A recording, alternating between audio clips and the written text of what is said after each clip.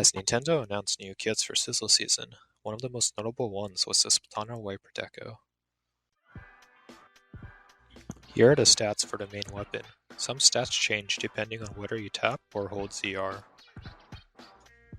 The Splatana is one of the new weapons introduced at the launch of S3. It has two different firing modes.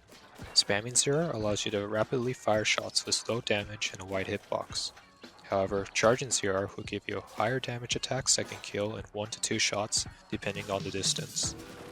The Splatana wiper comes with Squid Beacon and 190-point Tenta missiles, something that has totally never been done before.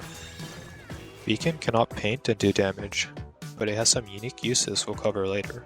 In combat, it can be used as a distraction to bait out opponents, but this is situational. The main selling point of the entire kit is Tenta missiles. Missiles have unlimited range and directly target the opponent, meaning you can easily force anyone to move.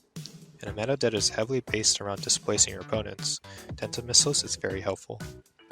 The Splatana wiper Deco has very good paint and mobility. Its object damage is very high, allowing you to destroy most targets quickly. Along with that, it has the ability to poke from under ledges, allowing it to threaten longer range weapons sitting on the high ground. With good painting power and cheap Tenta missiles, it can easily spam lots of them. However, there are a few problems with this weapon.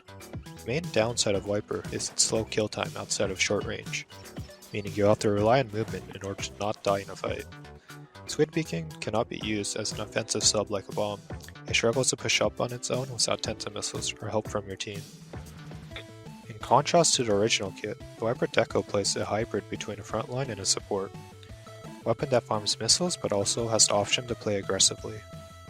As mentioned before, the main weapon has a slow kill time, but there are multiple ways to play around this. Since its range is decent, you can use its range and mobility to space out opponents and force them to move.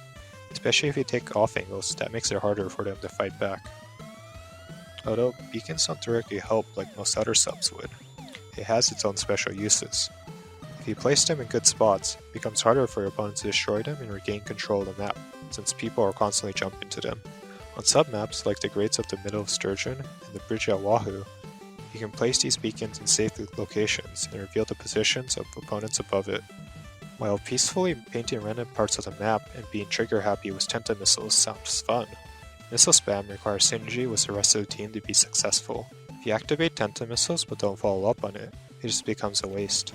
If you're using voice chat on another app like Discord, you can use missiles to call out locations of enemies. Once you start launching, you can tell your teammates to start advancing.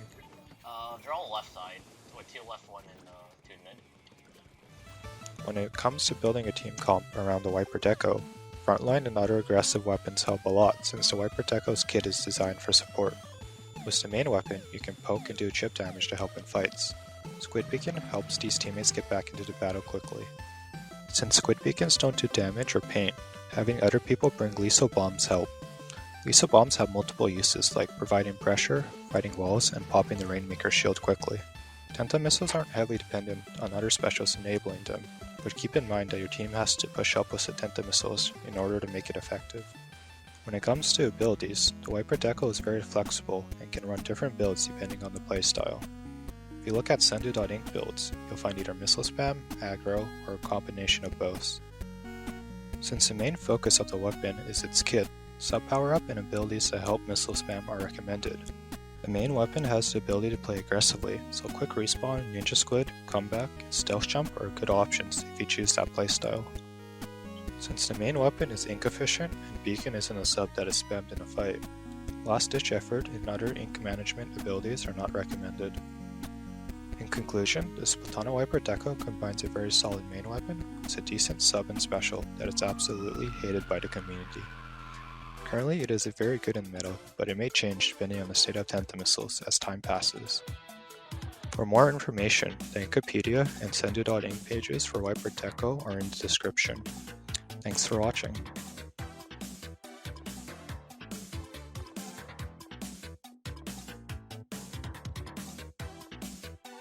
You do your missile call out yet? Okay, you see, the problem is, I can't really call out missile positions when you're just murdering them. If I can call them out, or they're just clumped up. Oh.